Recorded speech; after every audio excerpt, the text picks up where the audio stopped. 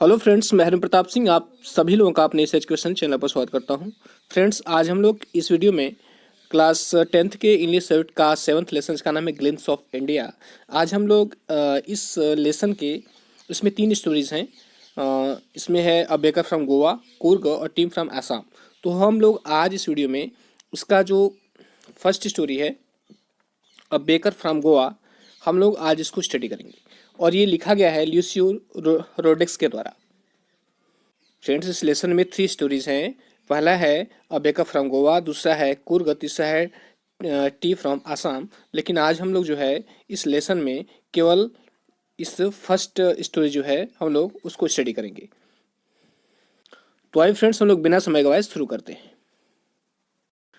देखिए, ये lesson first आपके सामने है, अ बेकर फ्रॉम गोवा। आइए इसको पढ़ते हैं और समझते हैं। देखिए, इसमें कह रहा है कि this is a pen portrait. Pen portrait का मतलब क्या होता है? पेन पोर्ट्रेट का मतलब होता है चित्रण करना, चित्रण करना। ठीक है।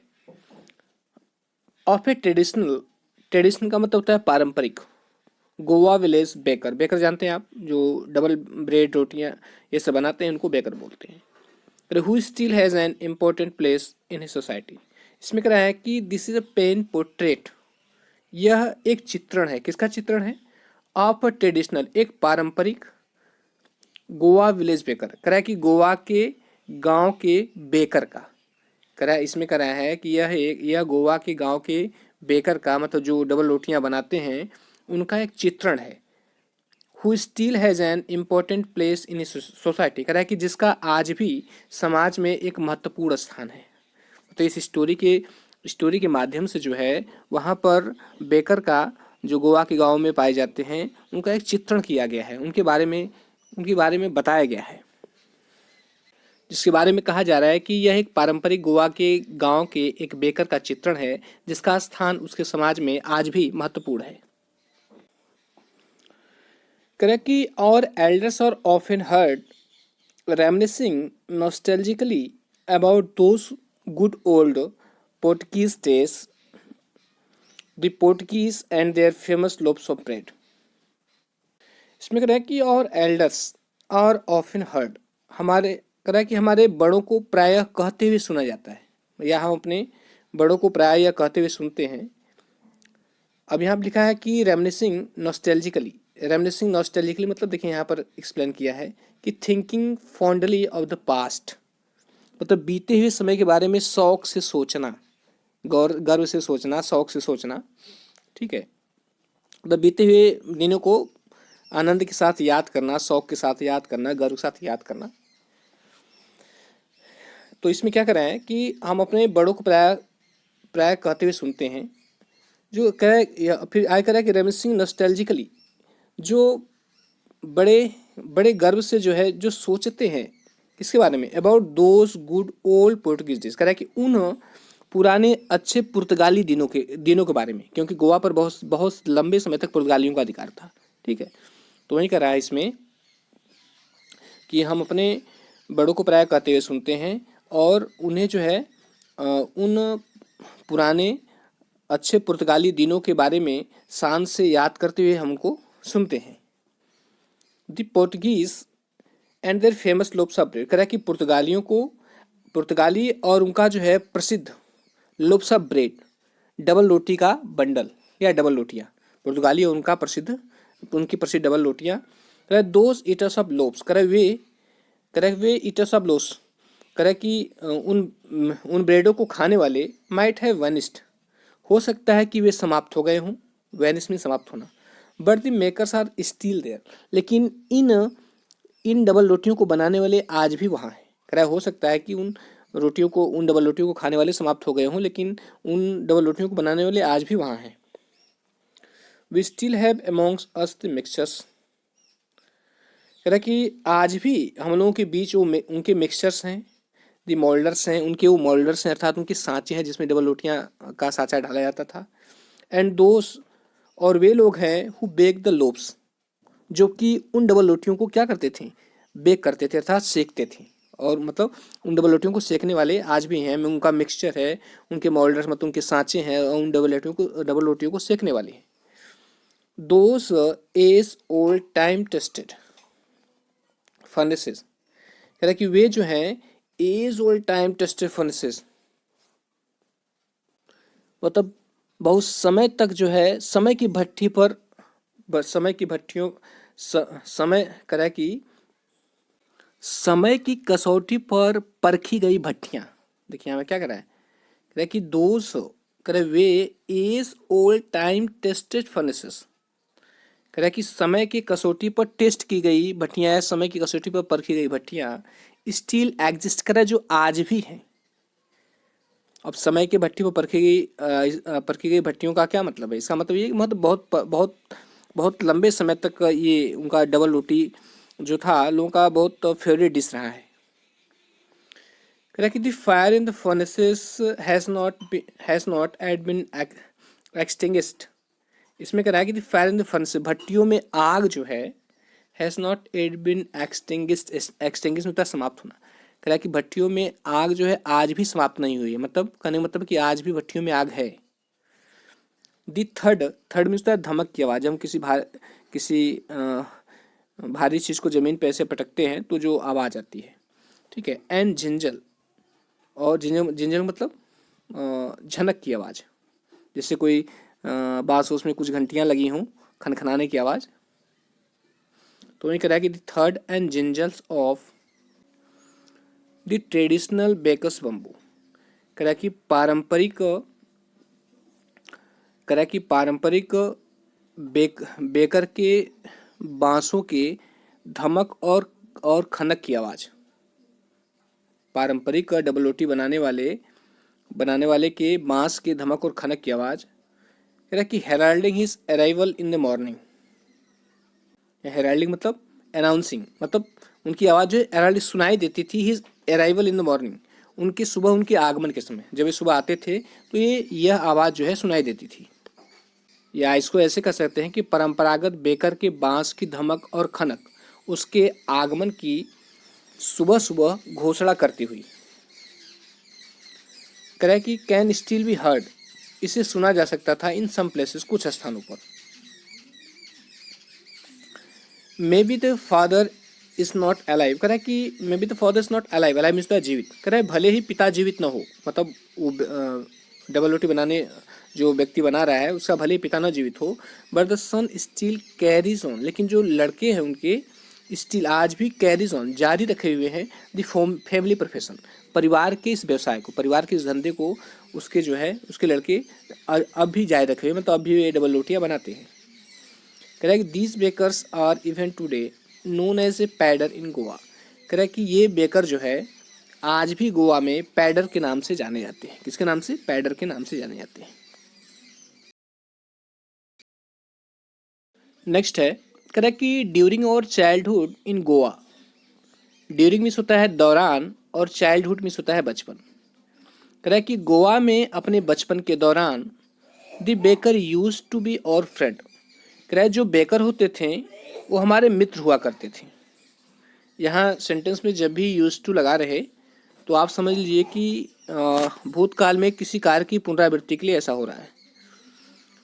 तो इसमें कह रहा है कि the baker use to be our friends, कि हमारे बचपन के दौरान गोवा में जो है जो बेकर होते थे, जो डबल रोटियां बनाते थे, वे हमारे मित्र हुआ करते थे, कंपेनियन हमारे साथी हुआ करते थे, एंड गाइड और हमारे पथ प्रदर्शक हुआ करते थे या मार्गदर्शक हुआ करते थे।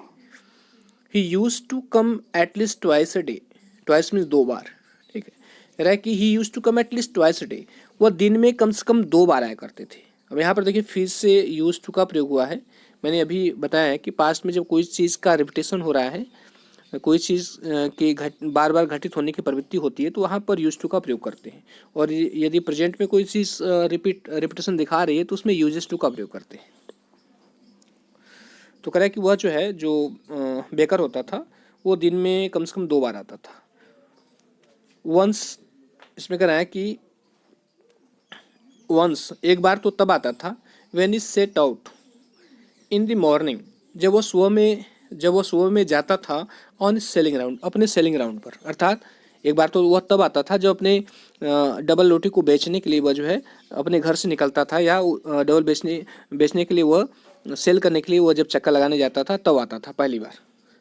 एंड देन अगेन, और पुनः तब आता था व्हेन ही रिटर्न्ड, जब वह वापस लौटता था, आफ्टर एम्प्टिंग, एम्प्टिंग होता है खाली करना, after emptying his huge basket, his माने विशाल टोकरी।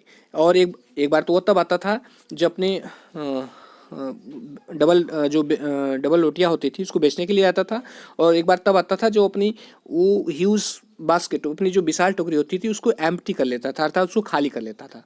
उसका मतलब जब सामान बेच लेता था तब वो आता था। दी जिंजलिंग थर्ड ऑफिस बम्बू, देखिए जिंजलिंग मतलब झनक की आवाज़, झनक का मतलब जैसे जो बांस लिए हुए था उसमें कुछ हो सकता है कुछ घंटियाँ वंटियाँ लगी हों, जैसे खनकने की आवाज़ आती थी। और थर्ड, थर्ड माने उस बांस के जमीन में पीटने से जो आवाज़ आती थी। तो वही करा है कि the jingling third of his bamboo, उसके बांस की झनक और धमक की आवाज़ जो है ओकस हमको जगा देती थी, ओकस अप हमको जगा देती थी फ्रॉम स्लीप, नींद से। And we ran to meet and greet him, और हम दौड़ पड़ते थे, करा कि टू मीट उससे मिलने के लिए और उसको ग्रीट करने के लिए, अर्थात उसका स्वागत करने के लिए हम दौड़ पड़ते थे। वाई वॉज इट सो, करा कि ऐसा क्यों था। Was it for the love of the loaf, करें कि क्या यह उस लोफ मतलब उस डबल रोटी के प्रति हमारा प्रेम था। करें नॉट एट ऑल, ऐसा नहीं था। The loafs were bought by some पास्किन और बेस्टाइन, the maid servant of the house, करा कि द लोफ्स ये जो डबल रोटियां थी वो इसको खरीदा जाता था बाय सम पास्किन, कुछ पास्किन के द्वारा, और बास्टाइन या बास्टाइन के द्वारा। और ये पास्किन और बादशाह कौन होते थे, the maid servant of the house, घर की जो मुख्य नौकरानी होती थी उसे जो है पास्किन या बादशाही कहा जाता था। तो ये लोग जो है डबल रोटियां खरीदते थे। फिर आए करें कि what we long for means होता है तड़पना, तड़पना लालायित होना। तो कह रहा है कि व्हाट वी लॉन्ग फॉर, कह रहा जिसके लिए हम लोग तड़पते थे, हम लोग लालायित रहते थे, कह रहा कि वर दोज ब्रेड बैंगल्स, हम लोग किसके लिए लालायित होते थे, हम लोग उस ब्रेड बैंगल्स के लिए लालायित होते थे, अर्थात उस डबल रोटी के छल्ले के लिए हम लोग लालायित होते थे। विच वी चूज केयरफुली, जिसका चुनाव हम बहुत सावधानी पूर्वक करते थे। समटाइम्स, कभी कभी, it was sweet bread of special make, करें कभी कभी ये जो है स्पेशल मेक मतलब विशेष प्रकार की बनाई गई एक स्वीट ब्रेड होती थी, एक मीठी ब्रेड होती थी। कभी कभी यह जो है एक विशेष प्रकार की बनाई हुई मीठी ब्रेड होती थी।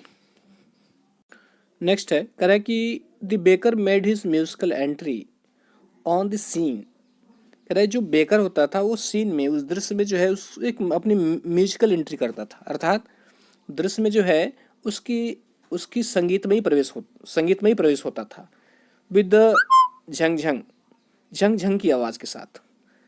साउंड, वह साउंड जो है आप इस स्पेशली मेड बम्बू स्टेप, जो विशेष रूप से बनाए गए उसके बांस के डंडे से उत्पन्न होता था, अर्थात वह जो है विशेष प्रकार के बनाए गए बांस के डंडे से झंझन की आवाज़ करता हुआ एक संगीतमय प्रवेश करता था।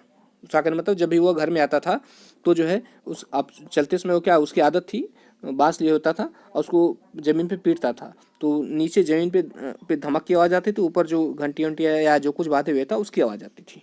तो वहीं इसमें करा है कि बेकर जो है अपनी संगीतमय प्रवेश को अपने बांस के स्पेशल बने हुए डंडे की झंझन की आवाज़ के साथ करता था। कह रहा कि वन हैंड, उसका एक हाथ जो है सपोर्टेड द बास्केट, उसका एक हाथ जो है बास्केट को सपोर्ट किए हुए था, मतलब बास्केट को सहारा दिए हुए था। ऑन हिज हेड, अपने सिर पर, मतलब उसका एक हाथ अपने सिर पर रखे हुए टोकरी को सपोर्ट किए हुए था। एंड द अदर, और दूसरा हाथ जो है बैंग द बम्बू, बांस को बजाता था ऑन द ग्राउंड, जमीन पर बांस को बजाता था। एक हाथ से टोकरी पकड़ी हुई था और एक हाथ से उस डंडे को जमीन पर ऐसे पीटता था। He would greet the lady of the house, कह रहे कि वह जो है ग्रीट, वह स्वागत करता था the lady of the house, घर की औरतों का, विद गुड मॉर्निंग बोल करके। एंड देन, और तब प्लेस इस बास्केट, और तब वह अपनी टोकरी को रख देता था ऑन दी वर्टिकल बम्बू, कह रहा है कि अपने वर्टिकल बम्बू पर, वर्टिकल मतलब ऊर्ध्वाधर, ऊर्ध्वाधर ऊपर से नीचे, ये यहाँ पर देखिए ये ऊर्ध्वाधर है, इसको वर्टिकल बोलते हैं ना, ऐसे वर्टिकल। तो इसी पर वह अपनी टोकरी ऊपर रख देता था। आज भी जो लोग झालमुड़ी या जो दाना वाना बनाते हैं, झालमुड़ी बनाते हैं, तो आप देखिए बेचते हुए देखेंगे तो उस तरह लिए रहते हैं, क्योंकि उनके पास बांस का नहीं होता है, कुछ विशेष प्रकार बना होता है, उसी पर अपना सामान रख देते हैं। तो नेक्स्ट कराएं कि वी किड्स कह रहा है कि हम बच्चे वुड बी पुश्ड असाइड, हमको जो है एक तरफ धकेल दिया जाता था, विथ ए माइल्ड रिब्यूक, कह रहा है कि हल्की फुल्की डांट के साथ, हल्की फुल्की झिड़क के साथ, हल्की फुल्की डांट के साथ हमको दूर हटा दिया जाता था। एंड द लोब्स, और जो डबल रोटियां होती थी, would be delivered to the servant, नौकरानी को दे दिया जाता था। आज भी है, कोई आने वाला कोई चीज़ बेचने के लिए आता है तो जो बच्चे आते हैं, लोग बड़े क्या होते हैं, उसको डांट के हटाते हैं, अरे हटो हटो, दूर हटो, तुम लोग हटो, देखने तो हटो। तो इस तरह जो है उन बच्चों को भी हटा दिया जाता था और डबल रोटियां जो है नौकरानी को दे दिया जाता था। करें कि but we would not give up, लेकिन हम लोग भी गिव अप करने वाले नहीं थे, अर्थात हम लोग भी छोड़ने वाले नहीं थे, या हम लोग भी मानने वाले नहीं थे। We would climb a bench, हम लोग बेंच पर चढ़ जाते थे, और दी पैरपेट, या पैरपेट मतलब मुंडेर पर चढ़ जाते थे, and peep into the basket, और टोकरी में झांकने लगते थे। समाओ, किसी तरह हम लोग जो है बेंच पे चढ़ जाते थे या मुंडे पे चढ़ जाते थे और टोकरी में झांकने लगते थे। आई कैन स्टिल रिकॉल, कह रहा है कि मैं आज भी याद कर सकता हूँ, रिकॉल मीन्स याद करना। दी टाइपिकल फ्रेग्रेंस, टाइपिकल मतलब एक विशेष प्रकार की सुगंध, कह रहा है कि मैं आज भी एक विशेष प्रकार की सुगंध याद कर सकता हूँ। किसकी सुगंध? आप दो लोब्स, उन लोब्स की, अर्थात उन उन ब्रेड, उन डबल रोटियों की विशेष सुगंध को मैं आज भी याद कर सकता हूँ। फिर कह रहा है कि लोब्स फॉर द एल्डर्स, कह रहा है जो डबल रोटियां होती थी वो एल्डर्स के लिए होती थी, अर्थात बड़े लोगों के लिए होती थी। And the bangles for the children, और जो बैंगल्स होते थे, मतलब जो डबल रोटियों के जो छल्ले होते थे, वो बच्चों के लिए होते थे। Then we did not even care to brush our teeth, कह रहा है तब जो है वी डिड नॉट केयर, हम परवाह नहीं करते थे, क्या करने की? टू ब्रश और टीथ, अपने दांतों को साफ करने की, और वॉश और माउथ प्रॉपरली, या अपने मुंह को जो है अच्छी तरह धोने की। और थोड़ा यहाँ पर राइटर जो है थोड़ा ह्यूमरस वे में बोल रहा है, कह रहा है कि उन दिनों जो है हम अपने दांत ब्रश करने की, अपने मुंह को अच्छी तरह से धोने की परवाह नहीं करते थे। एंड वाई शुड वी, और हम करे भी क्यों?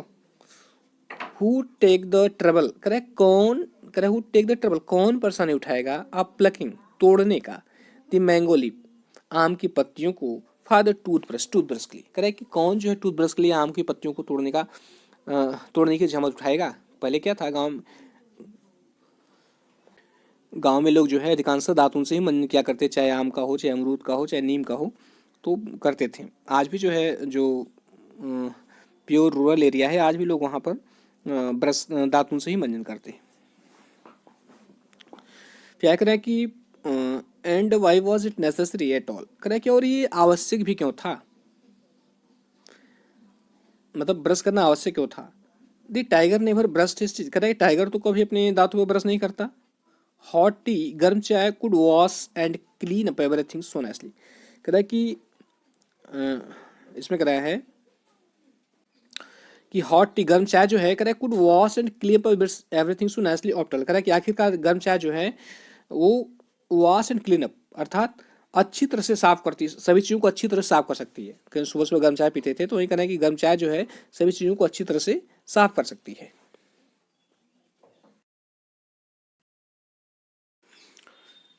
Marriage gifts are meaningless, meaningless मतलब होता है अर्थहीन, अर्थहीन या व्यर्थ या बेकार। Without the sweet bread known as the bol, इसमें कह रहा है कि जो मैरिज गिफ्ट्स होते थे, जो शादी के उपहार होते थे, और मीनिंगलेस, वो अर्थहीन होते थे। विदाउट द स्वीट ब्रेड, कह रहा है कि इन मीठी ब्रेडों के अलावा, मतलब इन बिना इन मीठी ब्रेड के, या बिना इन मीठी डबल रोटियों के जो शादी के उपहार होते थे वह अर्थहीन होते थे। और इन मीठी ब्रेड को जाना किस नाम से जाता था, कह रहा है कि नोन एज द बोल, जिन्हें बोल के नाम से जाना जाता था।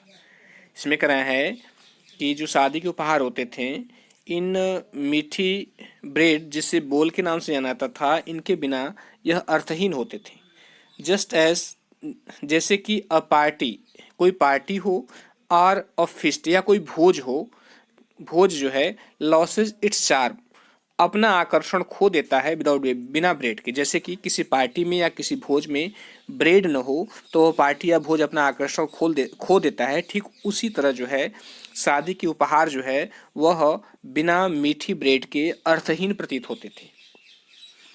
कह रहा है कि not enough can be said, इस कह रहा है not enough can be said, इससे ज्यादा कुछ नहीं कहा जा सकता। टू शो, यह दिखाने के लिए कि how important a baker can be for a village, कि एक गांव के लिए जो बेकर होता था वह कितना महत्वपूर्ण हो सकता था। कह रहा है कि एक बेकर गांव के लिए कितना महत्वपूर्ण होता है, इस बारे में इससे ज़्यादा कुछ नहीं कहा जा सकता। क्या क्या कहा था इसमें कि जो है शादी के गिफ्ट जो है बिना मीठी ब्रेड के अर्थहीन प्रतीत होते थे। ठीक वैसे ही जैसे कि कोई पार्टी या कोई भोज जो है बिना ब्रेड के अपना आकर्षण खो देता था। ये क्या बताते हैं, ये बताते हैं कि नहीं, एक बेकर का एक गांव में बहुत बड़ा महत्व था। The lady of the house कह रहा है कि घर की औरत जो है मस्ट प्रिपेयर, घर की औरत को तैयार करना होता था सैंडविचेस, सैंडविच तैयार करना होता था on the occasion of her daughter's engagement, अपने लड़की की इंगेजमेंट में। घर की औरत को अपने लड़की की इंगेजमेंट में अर्थात मंगनी में सैंडविच को तैयार करना होता था। Cakes and bolinhas are must for Christmas as well as other festival.